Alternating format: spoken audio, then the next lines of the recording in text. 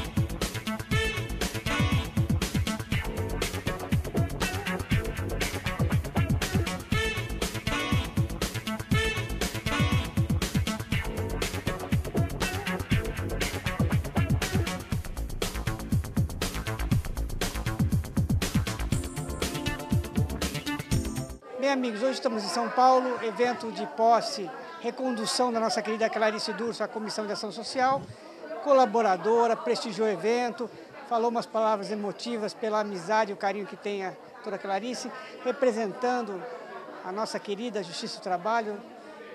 Eu acho que é importante essa relação, né, entre o Judiciário, seja na área federal, seja na área estadual. Doutora Milena, obrigado pela primeira vez nos dando essa honra de entrevista, mas sempre presente nos eventos. Não tinha tido a oportunidade de entrevistá-la, eu fiz questão, porque realmente é uma honra recebê-la na nossa subseção e trabalhando e coordenando, nos colaborando, que eu acho que é importante. Obrigado primeiramente, parabéns pela sua postura e a palavra é sua para falar da sua amiga, enfim, falar um pouquinho desse trabalho que é importante. Tão judiada, até pelos políticos que cortaram verba, a OAB está brigando, porque é injusto. Eu já militei bastante na área do trabalho, vocês não sabem quanto é importante. Às vezes um trabalhador, com aquele dinheirinho que ele recebe numa ação, aí sustenta uma família, não é verdade, doutora Milena? Realmente é verdade. A Justiça do Trabalho passa por uma crise orçamentária muito grande, mas nós temos fé que a situação vai ser revertida e que nós vamos conseguir continuar fazendo um bom trabalho em prol dos trabalhadores. E dos empresários também, né? É verdade, porque às vezes o empresário acha que ele é lesado, não é bem assim. Às vezes a falta de orientação, né, doutora Milena? Muitas vezes a pessoa não tem uma orientação jurídica, às vezes tem meios dele fazer as coisas corretamente, se onerar tanta empresa, que eles não fazem da forma correta e tem a Justiça do Trabalho que está ali para vigiar, nem para um lado nem para o outro, né, doutora Milena? É para ser justo, e é assim que funciona o Judiciário, né? Sim, a Justiça do Trabalho ela não olha o lado para a aplicação da lei, ela olha a lei e aplica a lei ao caso concreto. Então, pode ser em favor do empregador, pode ser em favor do empregado, mas a Justiça do Trabalho é imparcial. Como é que a senhora vê essa questão agora, doutora Milena? Que foi uma das primeiras assim, a ser implantada a parte eletrônica, né? Quer dizer, achamos que aquilo lá realmente tinha que ser para o Brasil, e tanto é verdade que está mudando, e de repente a gente vem discutindo verba agora, quer dizer, é sempre assim, quer dizer, melhora um lado no Judiciário, prejudica outro, aí fica essa questão, achando que a estadual tem menos mérito que a federal, e na verdade, todos nós trabalhamos em prol da sociedade, né, doutora Milena? Então, eu sei que a senhora, tanto lá como aqui, fala dessa questão, não é uma crítica ao político A, ao político B, é a forma que é aplicada, as formas de tratamento ao judiciário, aos advogados e à população em geral, né, doutora Milena? Quer dizer, não é uma crítica àquele dirigente, mas sim a postura que muda de acordo com a regra da cabeça de alguns representantes políticos. E não era para ser assim, né, doutora Milena? Era que é bom que já tivesse um orçamento, um planejamento para os próximos 30 anos. Seria bem melhor, né? Sim, com certeza. Eu, no momento, eu sou diretora do Fórum Trabalhista da Zona Sul, São 20 varas totalmente eletrônicas, inaugurado em outubro de 2014, e, por certo, essa automatização, essa informatização da Justiça do Trabalho é essencial para poder imprimir celeridade aos feitos, né? E com um número muito mais aumentado, o número de processos distribuídos só aumenta, ele não diminui. Né? Com a crise econômica, os números de processos distribuídos, trabalhadores que procuram a justiça para obter seus direitos aumentam ainda mais. Então, a informatização é um fator muito importante, gera, ao final, uma economia para o Estado, com logística, com servidores. Nas varas, por exemplo, do Fórum Trabalhista da Zona Sul, que é onde atuo, nós temos uma lotação de 7 servidores apenas, contra 15, 16 servidores numa vara não eletrônica. Milena, eu ainda tenho alguns processos de execução na vara trabalhista. Então, eu queria que a senhora falasse, já que o processo agora passa na capital, na TV aberta, essa questão, as pessoas não entendem, houve modificações nas questões das tramitações das execuções trabalhistas, quer dizer, melhorou bastante, quer dizer, a pesquisa hoje é mais fácil. Antigamente era difícil, tinha que expedir ofício, né? Era uma eternidade. Quer dizer, claro que ainda existem as dificuldades, às vezes uma precatória em outro estado, mas nessa questão de execução, que às vezes é o final, que é quando o trabalhador vai receber, é ainda uma questão que ainda causa dúvida. Eu queria que a senhora falasse um pouquinho sobre isso, até para esclarecer ao telespectador. Sim, a execução trabalhista ela tem se tornado cada vez mais célere por conta dos convênios que estão sendo celebrados com diversos órgãos e autarquias. Esses convênios eles proporcionam a penhora muito mais rápida, por exemplo, de imóveis, bloqueio de automóveis junto ao Detran, penhora de numerário pelo Banco Central, diretamente na conta do executado, de forma que a execução trabalhista hoje ela é muito mais rápida que a execução do processo civil na Justiça Estadual ou mesmo a execução no processo na Justiça Federal. E só para esclarecer o nosso telespectador, doutora, quando não se encontra bens, claro que eu sei a resposta, mas queria que a senhora falasse que tem muito mais qualidade para esclarecer. Quando arquiva-se um processo, o trabalhador, o reclamante que tem a receber, meu processo foi arquivado, ele perde o processo, ele realmente não consegue mais receber, ou não é bem assim, doutora Milena? Não, não é bem assim. Não se encontrando efetivamente bens, hoje existe a possibilidade de expedição de uma certidão de débitos. Essa certidão, o processo não é arquivado definitivamente, ele vai para um arquivo provisório e o exequente ele pode sempre voltar à justiça, em havendo fatos novos, outros bens que tenham sido localizados, ele pode voltar à justiça e aquele processo será desarquivado.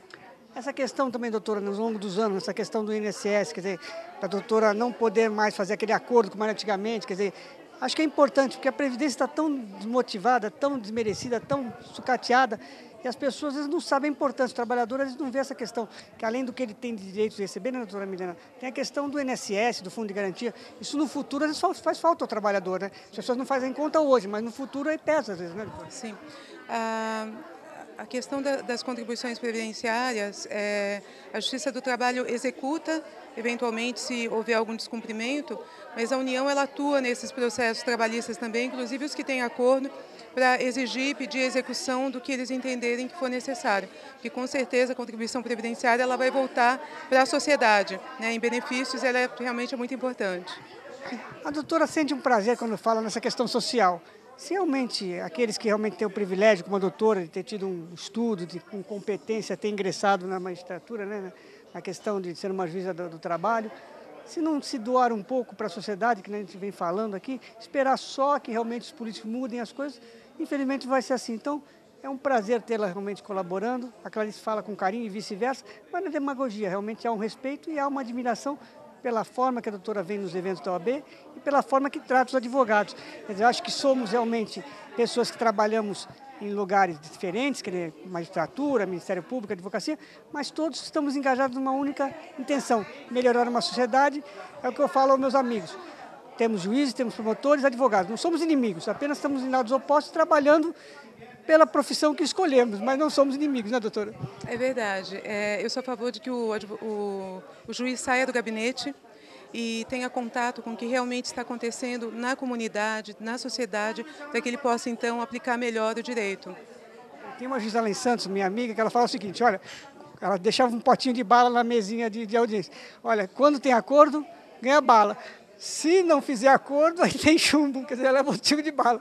A doutora também trabalha assim, que eu sei que a doutora realmente é exigente, é diligente, inteligente e séria no que faz. Mas tem que ser assim, né, doutora? Tem que se tentar melhorar as coisas, seja por acordo, e se não tiver acordo, aí vai para a sentença, que não tem outra forma. A sentença é o que eu falo, ela sempre desagrada os dois lados, né, doutora? Nunca agrada a todo mundo, não tem jeito, né? É verdade.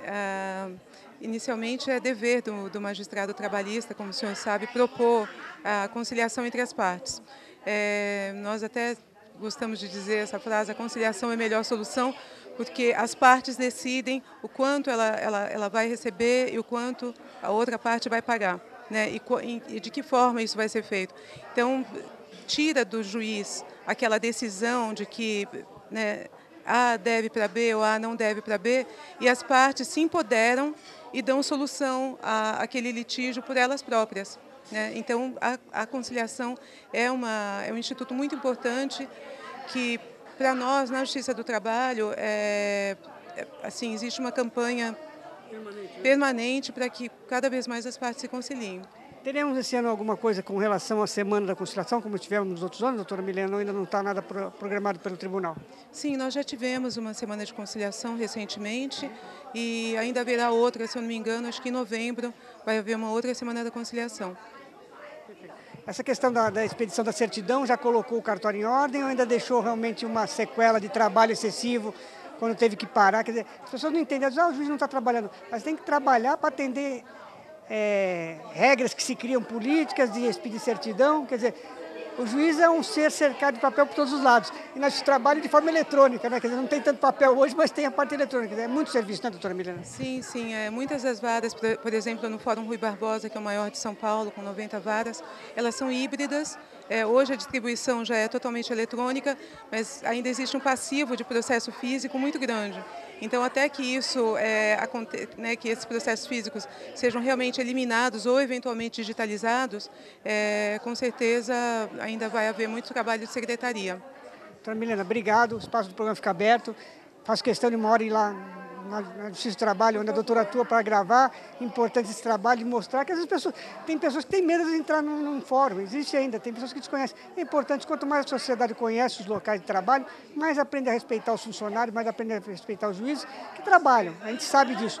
Tanto trabalho que a doutora podia estar em casa e está aqui ainda se dispondo a colaborar com a OAB numa ação social, que é o que a OAB faz, e a doutora sempre colaborando. Parabéns, obrigado. Muito obrigada, e deixo desde já o convite para que venha nos visitar no Fórum Trabalhista da Zona Sul, e faço questão de lhe mostrar toda a estrutura que nós temos para receber os advogados, as partes e todos os jurisdicionados da melhor forma. Obrigado, doutora Milena. E você, Direito de Cidadania, vamos fazer um rápido intervalo. Não saia daí, voltamos já.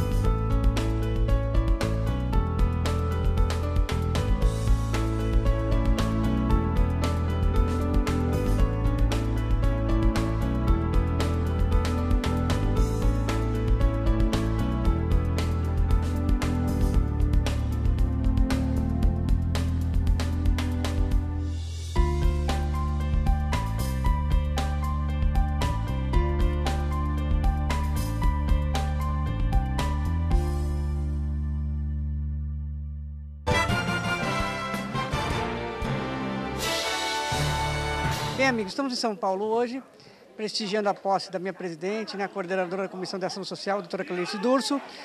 E o padre Rosalvino está aqui presente como sempre, ele que recebe sempre a OAB de braços abertos. Eu queria começar, padre Rosalvino, falando justamente isso. Sem a parte religiosa, sem a espiritualidade, seja de qual for, o ser humano não sobrevive, ainda mais numa crise que nós vivemos, numa condição aí de miséria da população, numa condição, às vezes, de dificuldade da parte de moral, de família.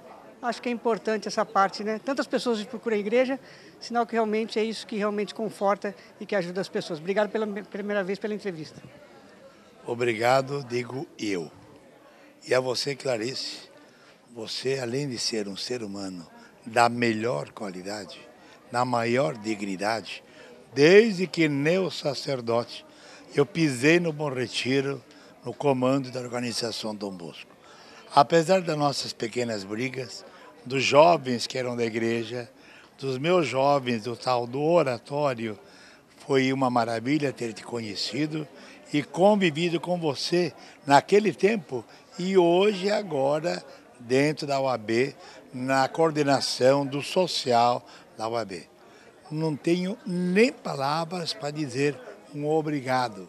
Um obrigado do fundo do coração, do fundo da minha alma e de todas as crianças e famílias que todos os anos, já de vários anos, temos dado a eles um Natal alegre, feliz, maravilhoso. Olha, Deus te abençoe, é mais essa empreitada e digo de coração, você merece, merece e merece. Um beijo para você, lá para o nosso também filho, teu marido maravilhoso e a família toda com quem nós convivemos ao longo de tantos anos e hoje nessa que é também uma família dentro da UAB. Obrigado. Tchau. Rosalvino, vou fazer só uma pergunta para você. Lá em Santos, o pessoal já está se mobilizando para a sacolinha de Natal, a Polícia Militar.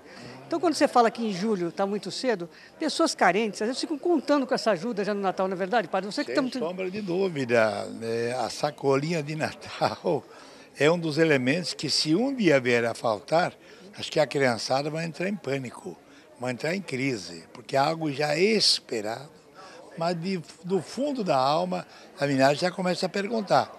Viraram as férias agora de julho, né? Vai ter sacolinha? Vai ter sacolinha, padre? Como é que vai ser o Natal? Falei, filho, a esperança é a última que morre. Muita calma nessa hora, que nunca faltou, nunca falhou e nem esse ano, apesar da crise, vai faltar e terão um Natal maravilhoso, com certeza. E, evidentemente, Clarice e a equipe dela, como todo ano fizeram parte, também farão por mais esse ano, se Deus quiser. Se Deus quiser, e com a bondade das pessoas e colaboração da OAB. Perfeitamente. Padre, eu não posso perder essa oportunidade, vou liberar. Mas você conhece, é um casal jovem, doutor Humberto Durso, Clarice Durso. Eu não posso perder essa oportunidade. Você conhece eles desde pequeno. Conta como é que era os dois jovens alunos, você sabe. Eu não vou perder essa oportunidade. Você me desculpa, mas eu tenho que... As pessoas querem saber, né? Humberto era até bastante calmo, bastante quieto. Porque a dona Ruth e o pai levavam os dois num cortado, mais ou menos. Tanto assim que quando havia alguma coisinha que eu chamava, a dona Ruth falava assim, padre, não dê moleza para os meus filhos. Pega firme e pega duro. Então a coisa era ali, ó, na renda curta. A Clarice era mais da paróquia, era da juventude da paróquia. Ela é um pouco mais acelerada. Humberto mais calmo, mais tranquilo, mais sossegadão, né? Agora, a Clarice era mais fogo, era mais um foguinho, porque havia um dividendo ali no Dom Bosco entre a juventude que era da paróquia, né, com as pastorais, com os pobres, com também a juventude que eles coordenavam, e os meus jovens que eram da bola, do jogar o seu futebolzinho, né, de ter o seu lanchinho, sua merenda, porque era um bairro muito pobre naquela época, o Baixo do Bom Retiro. Mas foi um tempo maravilhoso. A Deus obrigado, Clarice, a você e sua equipe, 2 obrigados. Obrigado, tchau. Peraí, padre, vou fazer uma última pergunta.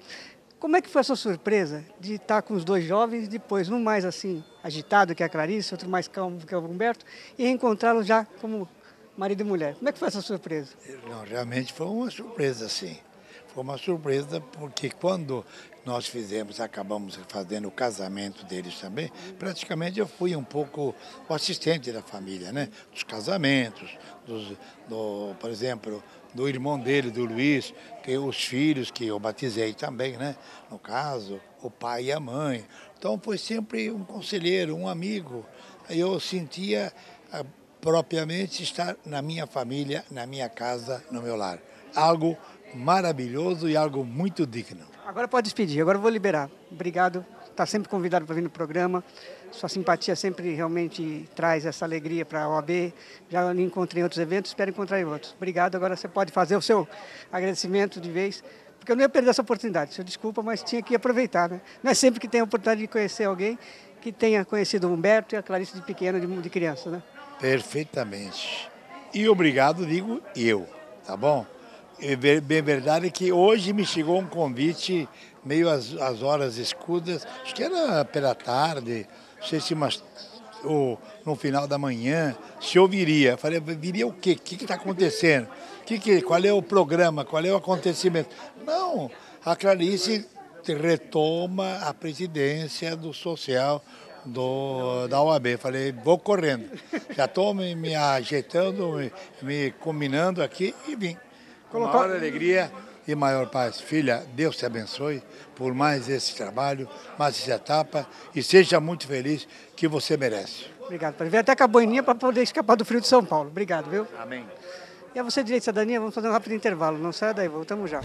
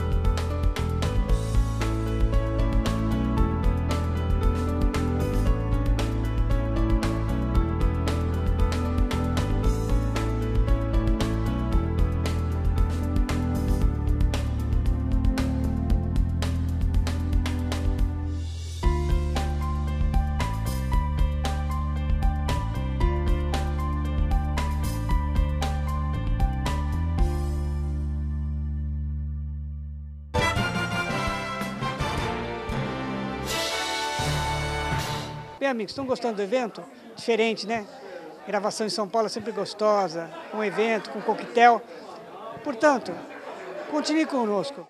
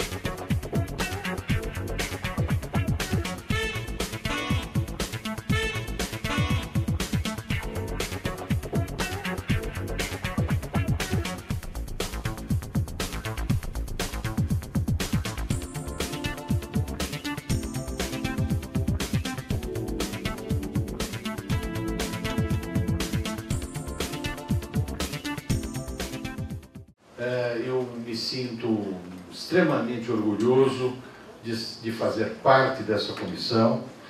Meu coração continua sendo o coração de advogado. Eu não sei por quanto tempo ainda permaneço no Tribunal de Justiça. Por incrível que possa parecer, meu querido presidente, eu sou hoje o terceiro mais antigo desembargador do... Né?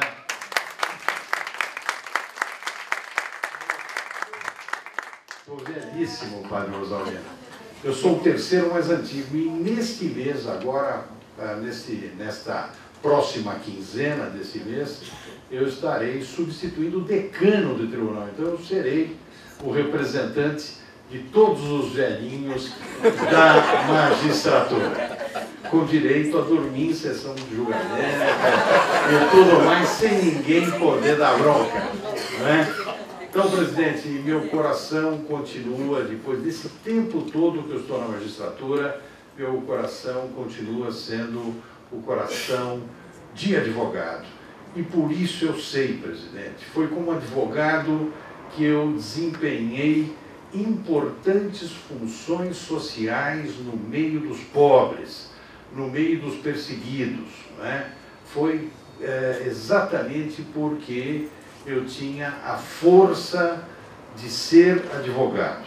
Então não adianta a gente só reclamar diante do momento político que nós estamos atravessando. É evidente que um mundo sem política é um mundo inexistente. Nós precisamos consertar as coisas e prosseguir num Brasil político, sim.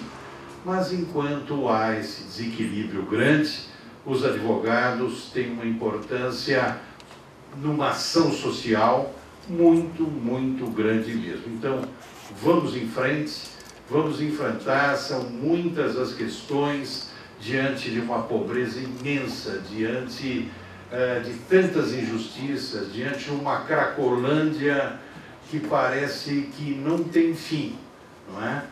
Eu tenho voluntariamente, eu comecei a fazer isso pelo Tribunal de Justiça. Dr. Cid Vieira de Souza foi companheiro dos primeiros momentos dessa atividade do Poder Judiciário na Cracolândia, que acabou não dando certo, até porque, por uma desastrada operação policial, todos os usuários foram espalhados por todo o centro da cidade, fazendo com que todo aquele planejamento nosso caísse por terra.